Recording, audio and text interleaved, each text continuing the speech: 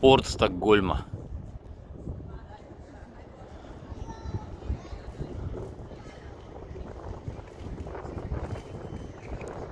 Виднеются различные крыши, острые шпили.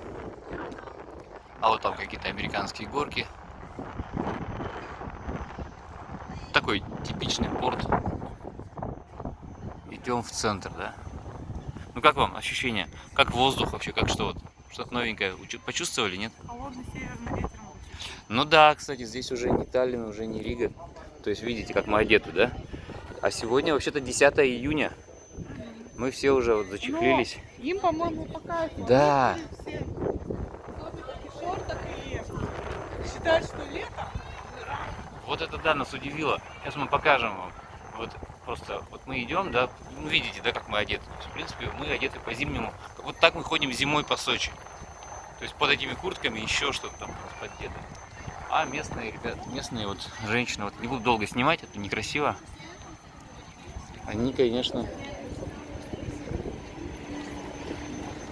наверное, да, для них это, для северян это уже такое лето теплое. Смотрите, какая стена огромная. Не уверен, естественно, я не знаю пока ничего здесь. Не местный. Но это, скорее всего, какое-то старое укрепление города.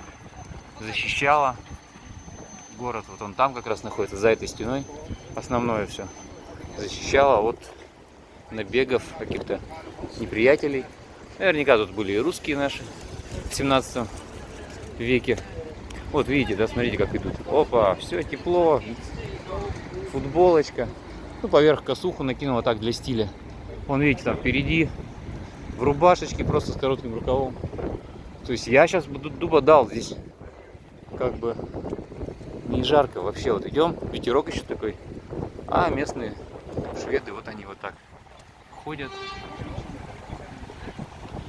Да.